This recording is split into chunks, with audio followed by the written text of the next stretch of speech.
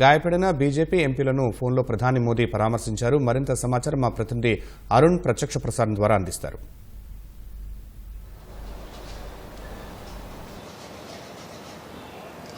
Thank you Sharma. ఈరోజు పార్లమెంట్లో చోటు చేసుకున్నటువంటి అనూహ్య ఘటనలు దేశవ్యాప్తంగా సంచలనంగా మారుతున్నాయి. అంబేద్కర్కు సంబంధించినటువంటి విషయంలో అంబేద్కర్ను పదే పదే ప్రస్తావిస్తూ వస్తున్నారు.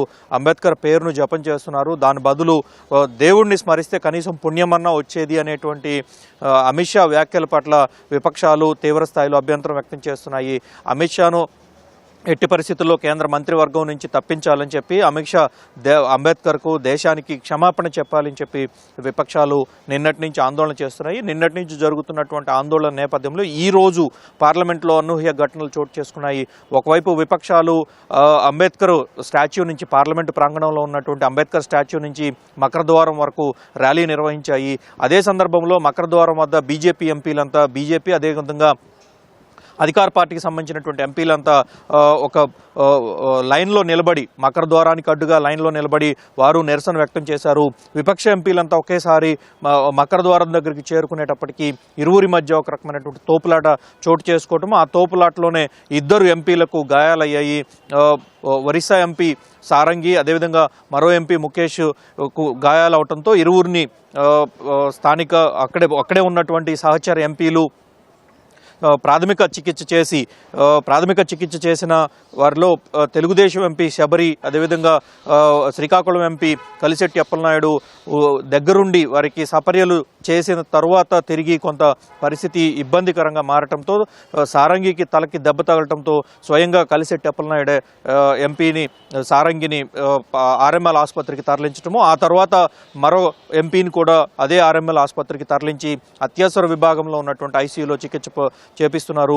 ఇరువురు ఎంపీల్ని కేంద్ర మంత్రులు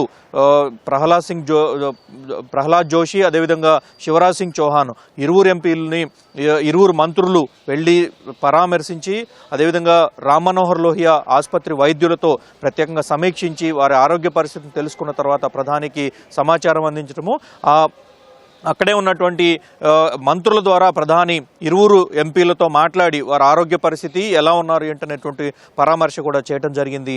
సో ప్రస్తుతం అయితే రెండు సభల్లో కూడా జరిగినటువంటి గందరగోళము, రెండు సభల్లో చోటు చేసుకున్నటువంటి ఆందోళనతో రెండు సభలు రేపటికి వాయిదా పడ్డాయి. లోక్సభలో ఈరోజు కనీసం ఒక్క సెకండ్ కూడా కార్యకలాపాలు జరుగుతున్నటువంటి పరిస్థితి లేకపోయింది.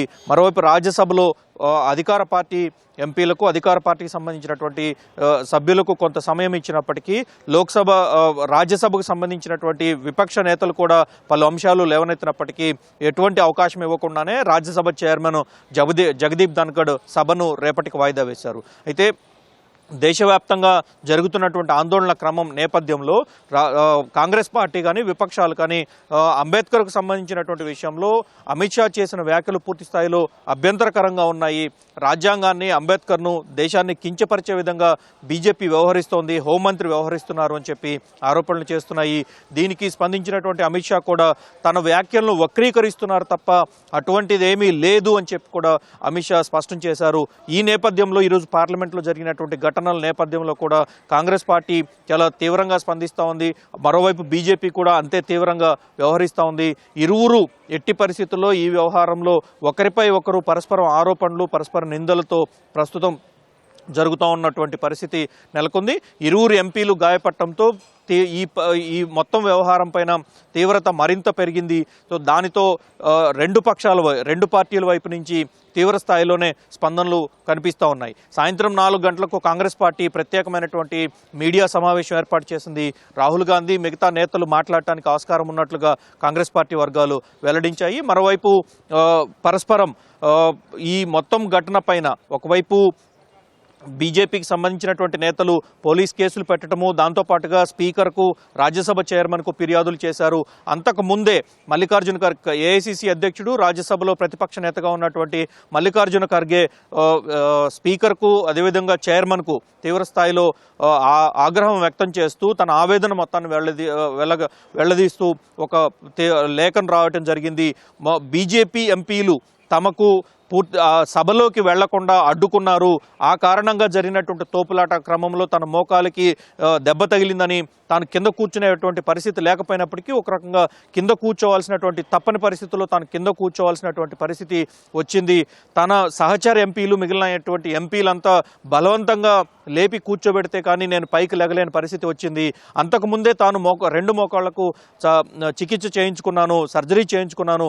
అయినప్పటికీ కనీసం పట్టించుకోకుండా తనకున్నటువంటి రాజ్యసభలో ప్రతిపక్ష నేత అనే హోదాను కూడా పట్టించుకోకుండా బీజేపీ ఎంపీలు వ్యవహరించారు. దాంతోపాటుగా తనను కించపరిచే విధంగా వ్యవహరించారు. రాజ్యసభలో ప్రతిపక్ష నేత హోదాను కించపరిచే విధంగా బీజేపీ ఎంపీలు ప్రవర్తించారు. ఏఐసీసీ అధ్యక్ష హోదాను కూడా కనీసం గౌరవించలేనటువంటి పరిస్థితి నెలకొంది. ఇటువంటి మొత్తం వ్యవహారం పైన విచారణ జరిపించాలి అని చెప్పి మల్లికార్జున్ ఖర్గే తీవ్రస్థాయిలో మండిపడుతూ స్పీకర్కు లేఖ రాయడం జరిగింది.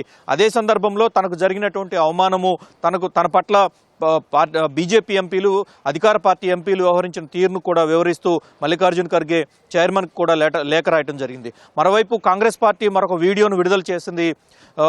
మకర ద్వారం వద్ద వెళ్ళేటువంటి క్రమంలో విపక్ష ఎంపీలను బీజేపీకి సంబంధించినటువంటి, అదేవిధంగా అధికార పార్టీకి సంబంధించినటువంటి, అధికార కూటమికి సంబంధించినటువంటి ఎంపీలు తమను ఏ విధంగా అడ్డుకున్నారు, సభలోకి వెళ్లకుండా ఎట్టి పరిస్థితుల్లో వెళ్లనిచ్చేది లేదు అంటూ కొంతమంది ఎంపీలు చేసినటువంటి ఎక్స్ప్రెషన్స్తో కూడినటువంటి అంశాలన్నిటితో కూడిన ఒక వీడియోను కాంగ్రెస్ పార్టీ ఇప్పుడు సామాజిక మాధ్యమాల్లో పెట్టింది. అదే వీడియో ఇప్పుడు ఆ వీడియోనే ప్రధానంగా అన్ని పక్షాలకు కాంగ్రెస్ పార్టీ పంపిస్తూ ఉంది. ఈ విధంగా అధికార పార్టీ విపక్ష ఎంపీల పట్ల, విపక్ష ఎంపీలు లేవనెత్తేటువంటి అంశాల పట్ల వ్యవహరిస్తూ ఉంది. ఇది ప్రజాస్వామ్యానికి విఘాతము, రాజ్యాంగాన్ని కూని చేసే విధంగా బీజేపీ వ్యవహరిస్తోందని చెప్పి కాంగ్రెస్ పార్టీ ఆరోపిస్తున్నటువంటి పరిస్థితి. మరోవైపు అధికార పార్టీకి సంబంధించినటువంటి ఎంపీలు కూడా అటు స్పీకర్కు, ఇటు రాజ్యసభ చైర్మన్కి ఇరువురికి కూడా ఈరోజు జరిగినటువంటి మొత్తం ఘటనలపై ఒక సవివరమైనటువంటి లేఖ రాస్తూ తీవ్రమైనటువంటి ఈ మొత్తం ఘటన కారకులైనటువంటి విపక్షాలపైన, విపక్ష ఎంపీలపైన తీవ్రస్థాయిలో చర్యలు తీసుకోవాల్సిందే అని చెప్పి డిమాండ్ చేస్తూ ఉన్నారు. ఇందుకు అనుగుణంగానే అనురాగ్ సింగ్ ఠాకూర్, అదేవిధంగా బన్సురి స్వరాజ్ ఇరువురు కూడా Delhi police parliament street police స్టేషన్లో రాహుల్ గాంధీ పైన కేసు నమోదు చేశారు. ఈ మొత్తం వ్యవహారంపై విచారణ చేపట్టి రాహుల్ గాంధీపై తగిన చర్యలు తీసుకోవాలని చెప్పి డిమాండ్ చేస్తున్నారు. సో ఈ రకమైనటువంటి పరిస్థితి, సభ జరిగేటువంటి పరిస్థితి లేకపోవడంతో ఒకానొక సందర్భంలో 2 సభలను నిరవధికంగా వాయిదా వేస్తారు అని చెప్పి పార్లమెంటుకు సంబంధించినటువంటి వర్గాలు వెల్లడించాయి. అయితే ఇరువురు సభాపతులు రేపటికి సభను వాయిదా వేస్తున్నారు. వాస్తవానికి రేపటితో పార్లమెంటు శీతాకాల సమావేశాలు ముగియబోతున్నాయి. ఈరోజు పార్లమెంట్లో జమిలీ ఎన్నికలకు సంబంధించినటువంటి జేపీసీకి సంబంధించిన ప్రతిపాదనను జేపీసీ ఏర్పాటు చేస్తూ దాంట్లో ఆ జేపీసీలో లోక్సభ సభ్యులకు సంబంధించి 21 మంది సభ్యుల ప్రతిపాదనను ఈరోజు పెట్టాల్సి ఉంది. దాంతోపాటుగానే రాజ్యసభ నుంచి కూడా ప్రతిపాదనలు రావాల్సి ఉంది. సో ఈ నేపథ్యంలోనే జేపీసీ ప్రక్రియను ముందుకు సాగించడం కోసం సభను రేపటికి వాయిదా వేసి రేపు ఎట్టి పరిస్థితుల్లో సభను నిరవధికంగా వాయిదా వేయడానికి సిద్ధమవుతున్నటువంటి పరిస్థితి కనిపిస్తూ ఉంది. Over to studio, Sharma.